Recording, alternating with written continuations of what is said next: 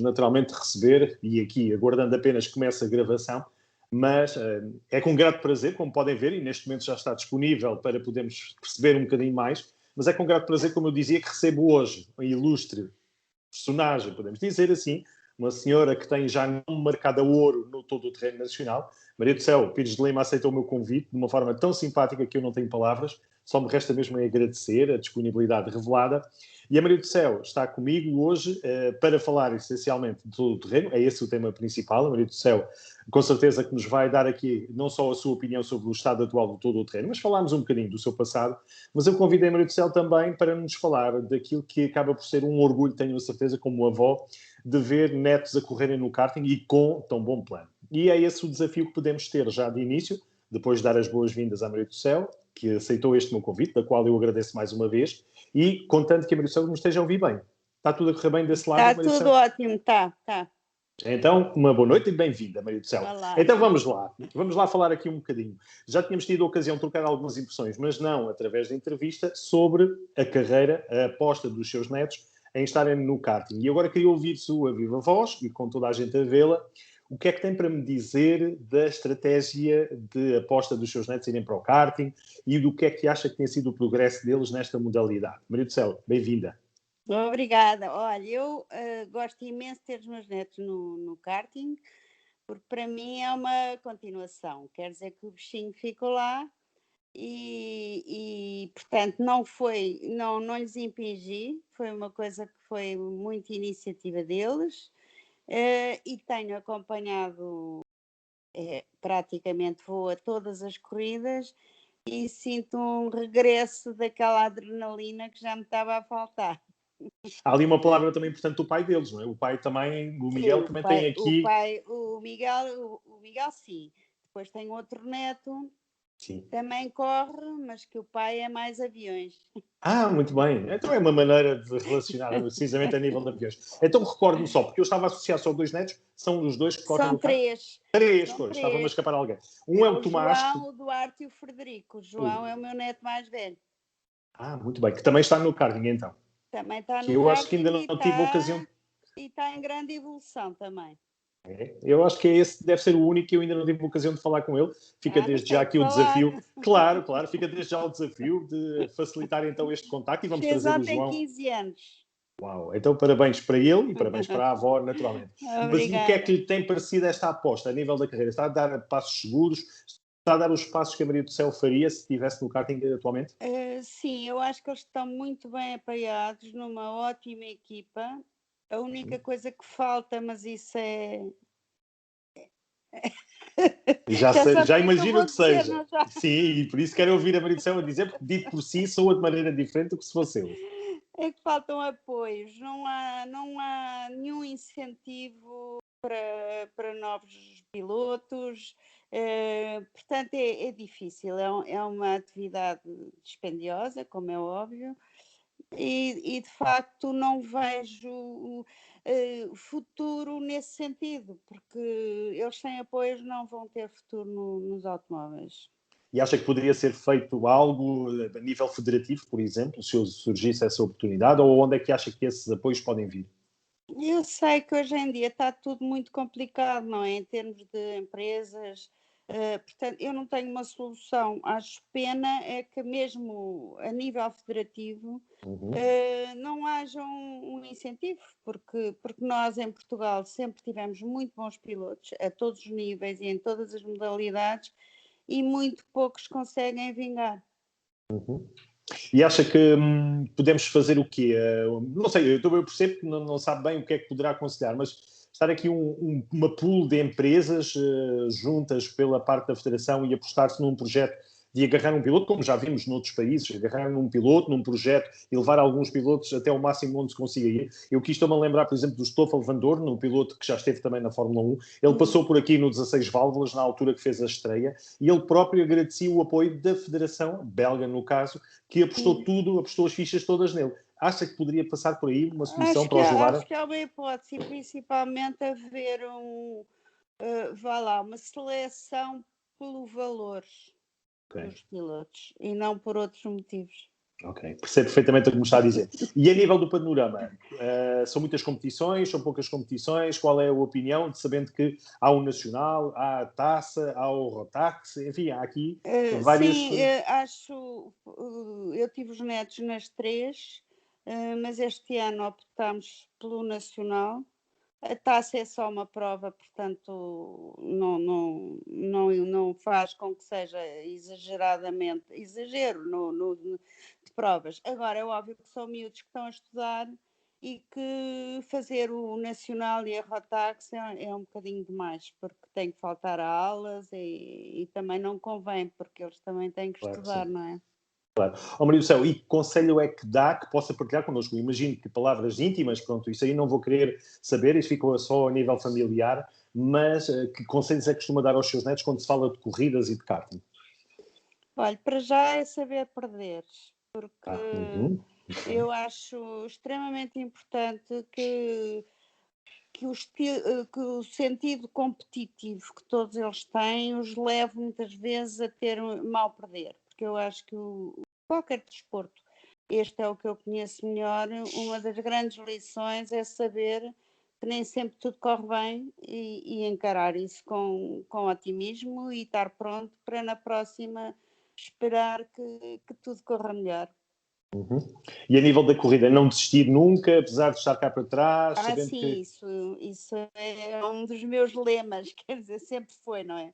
Sempre foi. Embora o todo-terreno seja muito diferente, porque ali o estar cá para trás vai afetar os resultados, como é óbvio, mas de qualquer forma eu vi a última corrida do Duarte que saiu em último de 27 e acabou em terceiro, porque ele não fez a manga de qualificação, o motor não pegou. E, portanto, isso foi uma lição também para ele, saber que saindo em último pôde acabar no pódio. Muito Nunca se bem. sabe, não é? E ficam aqui os parabéns, de facto, para ele, por essa extraordinária performance, mas é isso mesmo, é esse o tal princípio que tem que ser incutido desde pequeninos para perceberem que as coisas não são como aparecem só na televisão, que se ganha sempre, não. Sim, Há que sim, sim. lutar e essas situações. Muito bem. Maria do Céu, então vamos para o segundo tema, também para não tomar muito do seu tempo. A Maria do Céu, embora não esteja ligada diretamente, e perguntava-lhe já isso mesmo, sei que acompanha, e estava-me a dizer agora mesmo, que acompanha mais de perto o karting, nas corridas onde participam os seus netos, mas o todo o terreno, aí ainda de vez em quando tem curiosidade de ir ver o que é que se está a passar, consegue-me dar aqui a sua opinião sobre o kart, neste caso sobre todo o terreno nacional? Eu, durante uns tempos, ainda fui muitas vezes assistir a provas de todo terreno. Depois comecei-me a afastar porque começo a não conhecer as pessoas, a ser outra geração diferente. E em termos pessoais, eu acho que apanhei uma época fantástica, porque havia, não sei, eu julgo que hoje não há aquele lado também da diversão, dos grupos de irem jantar, de se rirem, de se divertirem. Julgo que hoje em dia a coisa não tá tão. Anda mais cada um na sua vidinha, há mais competitividade a esse nível, porque as pessoas têm aquele espírito de deitar cedo, tratar. Antigamente a coisa era menos profissional e era muito divertido. Havia dois, era o lado competitivo e o lado de diversão, era muito completo, era muito giro. Esse lado é também muito interessante. Maria do Céu, e por isso, já que estávamos a falar de todo o terreno, por aquilo que me diz um pouco mais afastada, mas apercebeu-se que foi feita a questão de 2 semanas, neste caso foi marcada por um fato histórico, isto é, tivemos a oportunidade de ver na Baja de Loulé, com uma vitória merecidíssima para Alexandre Ré, com o seu SSB, com a categoria T4, e eu perguntava-lhe, neste caso, para a Maria do Céu, não sei se na altura que corria conseguiu ver começar estas competições nos UTVs, os famosos UTVs, mas eu queria Uhum. ouvir aqui a sua opinião sobre este facto de termos, nesta altura já em Portugal, apesar de todo o património que nós temos, das equipas fantásticas, com máquinas para este ano reforçadíssimo, mas foi na base de Lolec, neste caso, o carro que resistiu até ao fim foi mesmo um SSV. Exato. Que opinião é que pode Eu partilhar não comigo, Maricel? acompanhei porque isso não é do meu tempo, é uma Claro. modalidade que eu desconheço, mas vou sabendo os resultados e acho admirável, não é? Acho admirável. Uhum. Aliás, o que no Dakar também participaram, ou não? Sim, sim, e cada vez, por aquilo que nós temos lido, cada vez há Exatamente. mais interesse dos organizadores em quererem aumentar a competitividade destes SSVs. Os chamados aranhiços. Exatamente. E o caranho, acho que era o caranguejo, agora penso que seja assim o nome que chamavam ao carro Talvez, do Alexandre Reis. talvez. Oh, meu Deus do céu, mas acha que esses carros têm mais potencial, esses carros, vamos lhe chamar assim, mas que pertencem à Federação de Motociclismo, aqueles que estão nos SSVs, no campeonato mesmo de SSVs, mas acha que poderá ser uma solução para o todo-o-terreno, para uma contenção de custos, para podermos ver outras viaturas também no todo-o-terreno? Sim, é mais uma coisa, mais um fator eh, positivo, e principalmente eu acho que é um outro tipo de pilotos que são especiais também. Acredito que sim.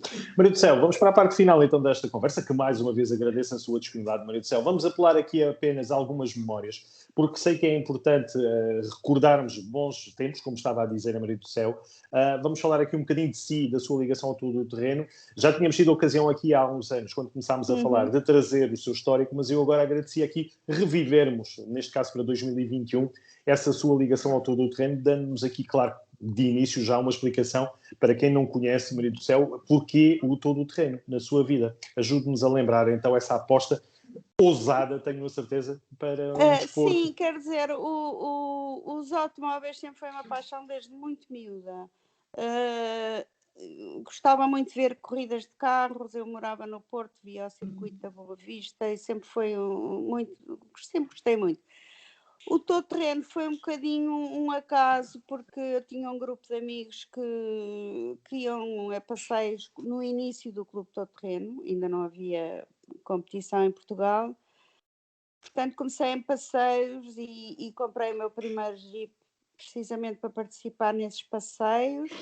A competição foi um mero acaso, foi um desafio de uma amiga. Eu fui uma vez, achei que aquilo não seria para mim, mas afinal seria mesmo. Fiquei lá, fiquei lá.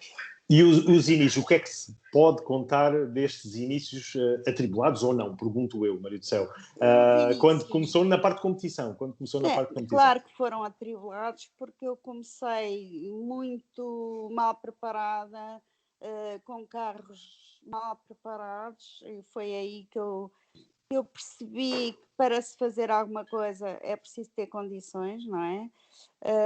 A minha primeira corrida foi num MM que não tinha sequer roll bar e, portanto, aquela ferro que sustenta o tejadilho acabou todo torcido e todo torto, acabei com um pneu suplente na cabeça, enfim, foi de facto uma aventura e depois comecei a perceber que era preciso ir melhorando as condições e depois tive um Nissan Patrol que tinha um problema de suspensão, não aguentava.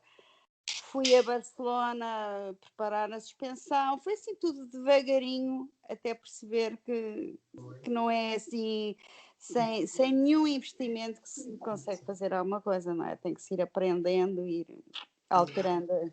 Oh, Maria do Céu, mas foi sempre possível de conseguir apoios, isto porque estamos a falar de uma modalidade onde naturalmente Maria do Céu tem aqui a sua posição já bem firme, mas há alguma dificuldade em conseguir apoios ou era numa altura em Olha, que era eu fácil? ao princípio era um daqui, outro dali, coisas pequeninas, enchia-se o carro de autocolantes, era nessa base. Mas depois tive uma temporada que foram 2 ou 3 anos na equipa da Mitsubishi Castrol e portanto aí lancei-me para outros voos, para E outros voos. que Depois voos tive eram em esses, Maria boas do Céu? equipas. Sim, que voos eram esses, Maria do Céu? Era já mais sair de Portugal, por exemplo?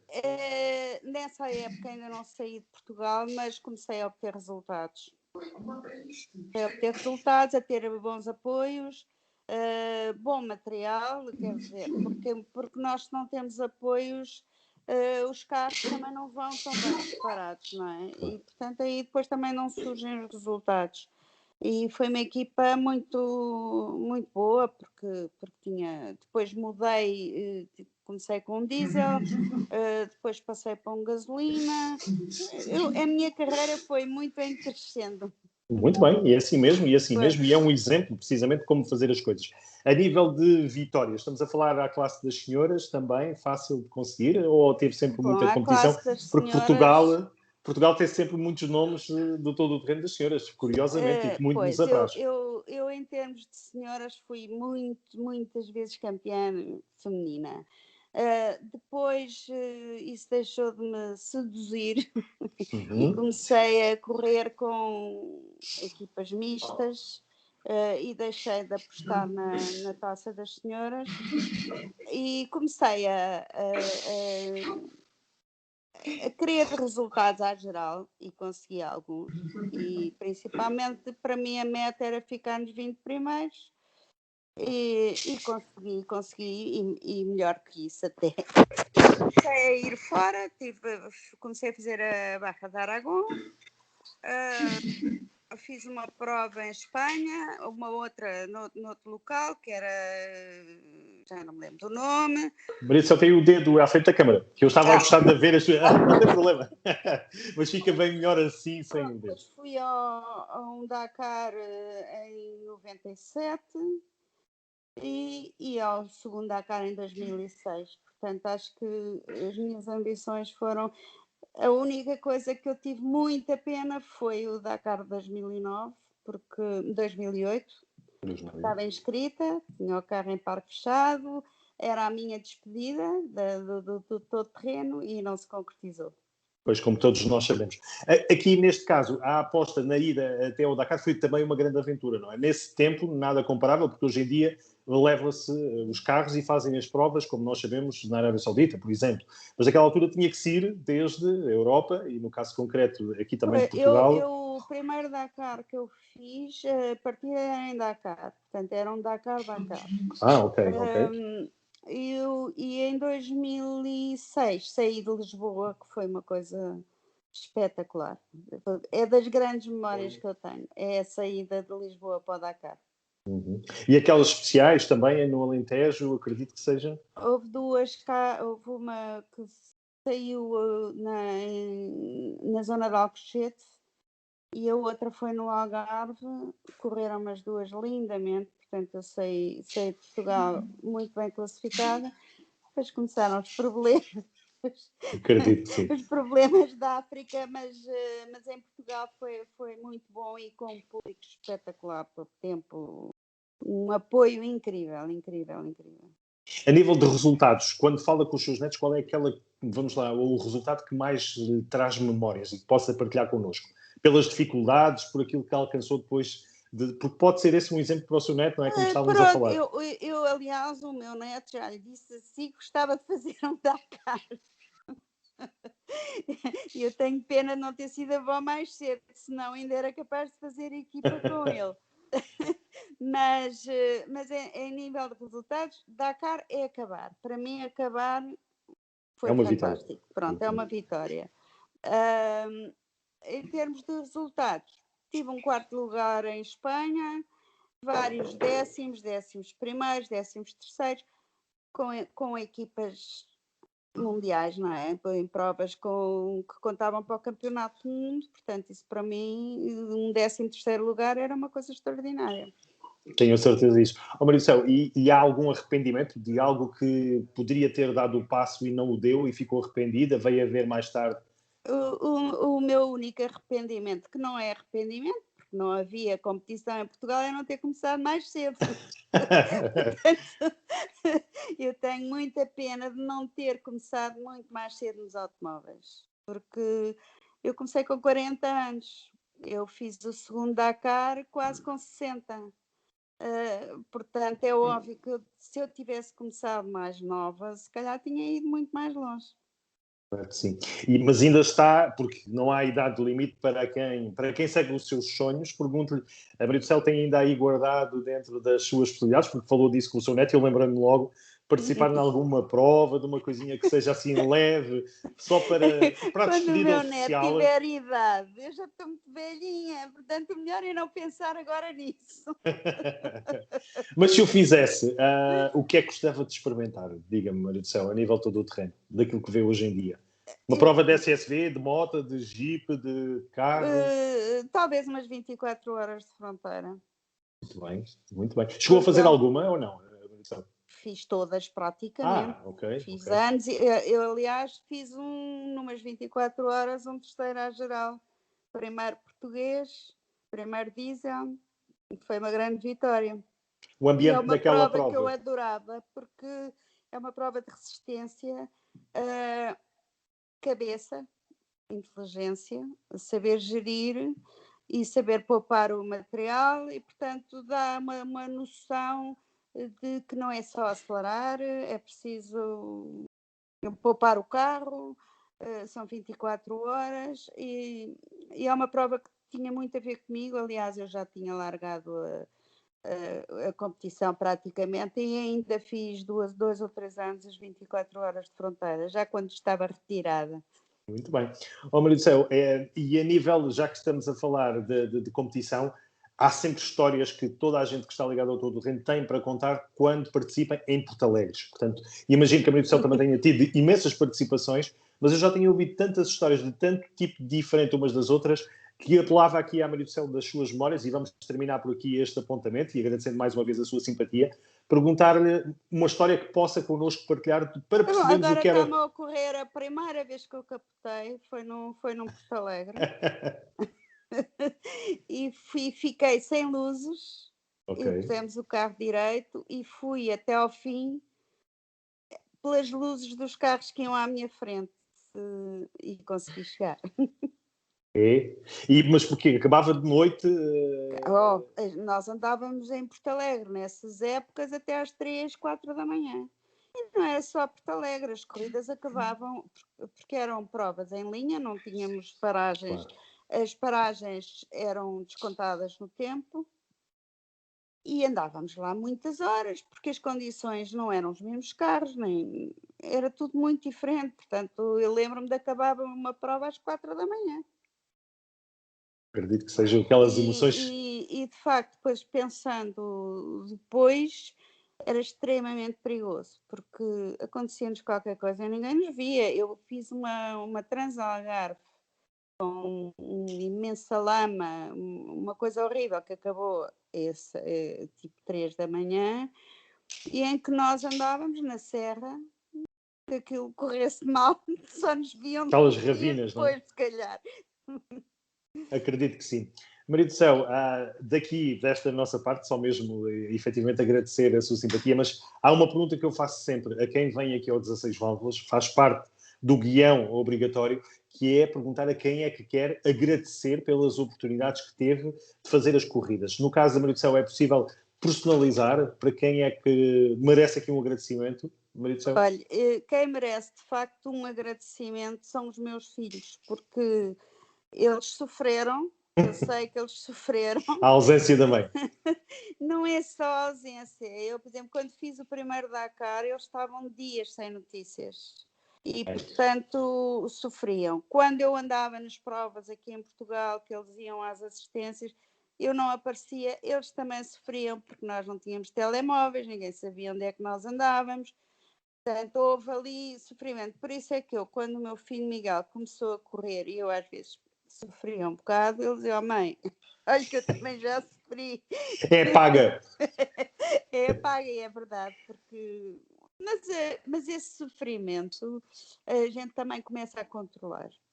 Eu mesmo com os meus netos vibro imenso, mas já sofri mais, já vejo a coisa com outra calma, já não estou naquele stress horrível que estava ao princípio. Uhum. E será que, e aqui arrisco eu, há um agradecimento aos seus pais porque quando chegou ao pé deles, embora já fosse independente, por aquilo que me estava a dizer, já aos 40 anos, mas teve que chegar ao pé de alguém, se não foi os pais ou o marido, ou alguém, a dizer, vou correr. Olha, o meu pai já tinha morrido quando eu comecei a correr e nunca sonhou que eu aos 19 anos destruía um carro numa corrida. Portanto, e aconteceu. E, portanto, meu pai nunca soube. A minha mãe soube pelos meus filhos. Portanto, eu não lhes posso agradecer lá muito, porque eles nunca... O meu pai nunca soube, a minha mãe fazia-lhe a maior confusão, dizia-me que fazia pessimamente à pele, portanto que eu não devia correr. E por isso não foram muito colaboradores nesse aspecto. Não. Muito bem. Maria do Céu, agradeço imenso estes minutos que me proporcionou. São 25 minutos plenos de boa disposição, de saber viver, de alegria por aquilo que eu percebo da parte da Maria do Céu. E só me resta agradecer por ter partilhado connosco, não só comigo, mas quem nos está a ver, um bocadinho da sua história. Muito mais haveria para contar. Haveríamos de estar aqui algumas horas, mas não o podemos fazer. Fica para outras vezes. Fica. Não se esqueça, vá apontando em livro essas histórias, que é para depois ser mais fácil puxá-las a todas. E dou-lhe os parabéns pelos netos que têm. Eu espero que eles vão ver, porque tenho a certeza. Eu, pelo menos, vou pressionar, vou enviar para eles, de facto, esta nossa gravação. Mas está de parabéns pelos netos, os 3 netos, que fica aqui o desafio do João, não é? Que foi como disse, o mais velho. Tem que ir atrás dele e descobrir o talento também do João. Já os seus outros netos encontro-os aqui em Évora de forma regular e, portanto, é mais fácil. Mas o João eu tenho que ir acompanhar. E dou-lhe os parabéns por uma carreira fantástica e por aquilo que fez pelo todo o terreno e, por isso, está aqui de mérito próprio nesta nossa entrevista. Um beijinho para si. Obrigada, Marcelo. E até à próxima e obrigado pela oportunidade. Adeus. Até breve. Uma boa noite e obrigado.